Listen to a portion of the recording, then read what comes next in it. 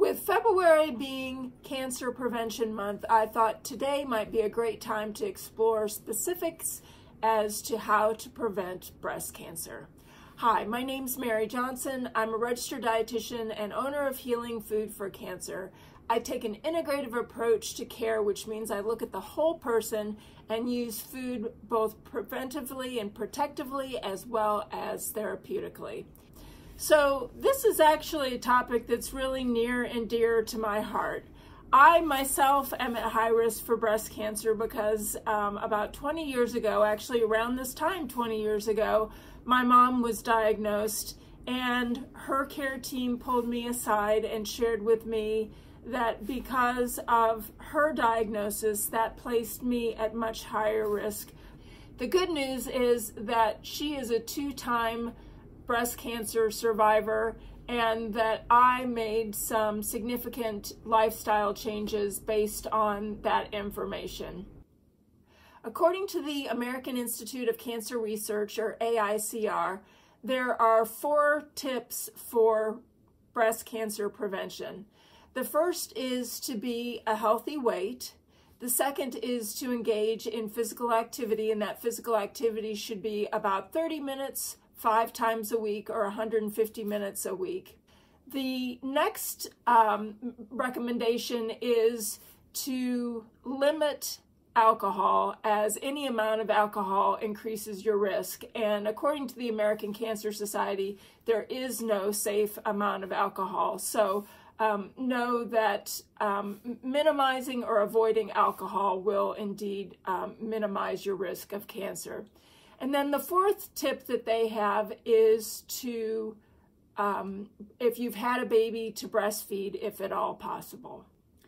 The American Institute of Cancer Research partnered with the World Cancer Research Fund to do a study where they looked at 6 different recommendations, and they worked with 30,000 women who were ages 50 to 76 to identify how many of those women ended up with a cancer diagnosis over, I think it was a little over 6 years' time.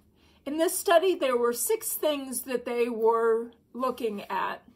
They looked at BMI, so they were looking to have the women's BMI be between about 18.5 to 25. They were also looking at physical activity, again, 5 times a week for about 30 minutes. They also looked at whether they were consuming foods that were calorically dense or sugar-sweetened juice or soda to see if they were consuming those foods on a regular basis. They looked at the consumption of red meat, and they were looking to see if the study participants were consuming about 18 ounces a week, which would be 5 servings a week. A serving is about the size of the palm of your hand or a deck of cards. It's equivalent to 3 ounces. And I know most people consume larger portions, whether it's red meat or other sources of protein. Most people consume more than that, but that is indeed what a serving size is intended to be. So they were looking at the study participants consuming 18 ounces or less in a week's time. They also were looking at alcohol consumption, and the participants in the study were encouraged to consume 1 drink or less, and that 1 drink was either 1.5 ounces of alcohol in a mixed drink, 4 ounces of wine, any kind of wine, or 12 ounces of beer. That was considered the 1 drink, and so they were looking for them to consume 1 or less drinks in a day's time.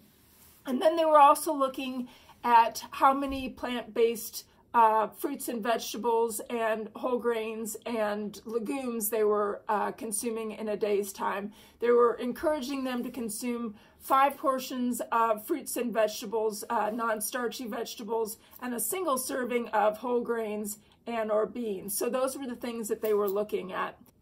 over the course of about 6.5 years, what they learned from this study was that the women who had followed at least 5 of these recommendations reduced their risk by 60%, which is pretty significant. So these are definitely habits to embrace. And I always, as I'm working with patients, remind them that oftentimes slow change over time is more sustainable. And again, this is where it can be really helpful to work with a registered dietitian to work on making these changes. As always, these videos are not intended to be a substitute for one-on-one individualized care. If you'd like to learn more about working with me one-on-one, please visit my website at healingfoodforcancer.com. Thanks so much for watching, and I'll see you in the next video. Bye-bye.